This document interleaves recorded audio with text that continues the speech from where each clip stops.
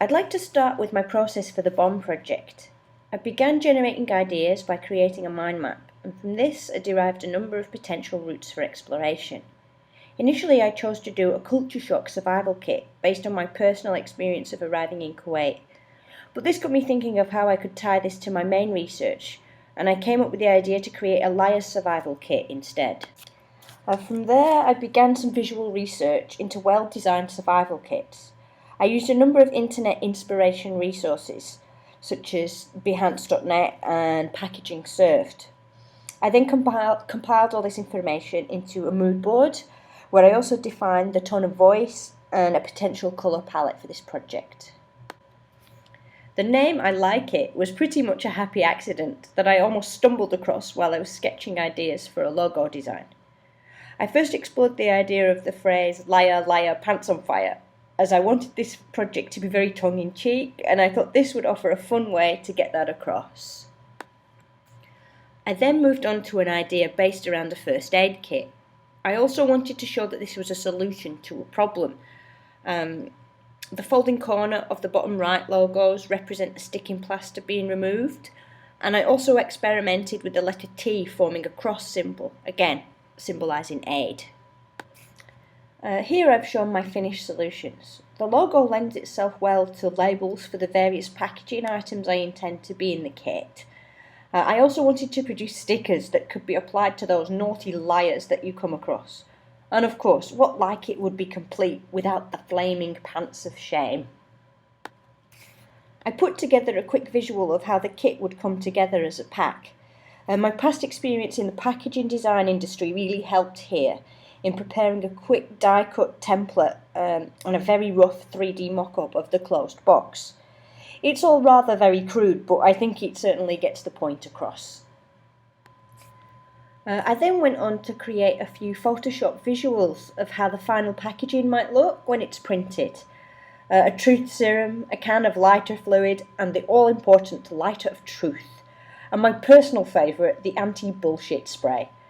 I've needed that on a few occasions. I imagine quite a few people will have. I'll now move on to my main research. I began with an ideas list. This was based on a lot of the reading undertaken for the research and practice module, and I kept adding to this list as I went along. There are a few potential avenues to explore here, and I took some of the better ones a step further. I'm really interested in paradoxes, when something can be simultaneously true and false at the same time, and I looked at a number of these contradictions using a mind map. This technique really works for me, and I plan on making more to generate further ideas as I continue along with this research. From the mind map and ideas list, I created 2 mood boards, this being the first. I'm very interested in opposites, lies and truth, minimal and maximal, so I decided my project will take on a dual personality. The first side being minimal, clean and contemporary, where function and form combine. The second side is far more indulgent and decorative. I'm very influenced by the work of the graphic artist Marion Banshees. Her opulent lettering and pattern work is just stunning, and her design will act as a sort of quality benchmark for this more extravagant side to my own work. As part of my research, I set up an online survey via Survey Planet to gauge people's reactions to truth and lies. I've created a report document analysing the results of this survey. The front cover you can see here. The idea being an opaque band seals the document, and only when it is removed can you fully read the text. This is intended as a metaphor for transparency. As part of this report, I've created a series of infographics to make sense of the data in visual terms. I'll upload this once this is complete, so those of you who took part in the survey can see where you stand in terms of your own moral compass. But I have to say some of the results that I've been given are absolutely shocking, to say the least. One section of the survey asked, "What is the biggest lie you've ever told?" This served to be almost like a confessional for some people, and it inspired me to create this illustrative stained glass piece to introduce the topic. I played with the legibility of the type. I wanted it to be interwoven with the background to represent the complexity between truth and deceit. It's not you, it's me. This was one of the lies divulged in the survey. It made me think of being two-faced, saying one thing and meaning another. And from there I created this guy. He's my visual representation of being dumped, and his smoky words sting your eyes and get stuck in your throat. One of the strangest lies I was told was that someone had pretended to be a taxidermist. Strange, I know, but I couldn't get it out of my head. I started sketching ideas using images of stuffed bears, deer's heads, and broken up, cut up typography. I really wanted to do something fun with this. From these sketches, I came up with some sample layouts and experimental typography.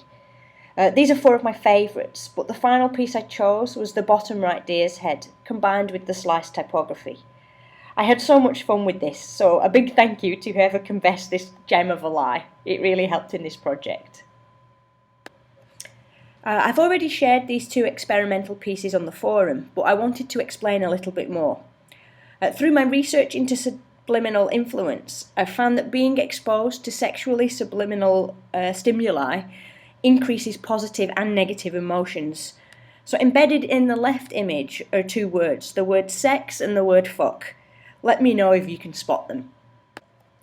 The idea behind this piece is from the phrase smoke and mirrors, indicating deceit. At first it reads I love you, but I'd like to ask you to move back from your screen about 10 feet and read it again. Our eyes don't always tell the truth either. I have a lot of work in progress and a lot of ideas I want to work through for this project. My aim is to complete the survey report and to continue with experimentation and idea generation. I'm having real fun with this, and I plan for that to continue. Thanks so much for listening.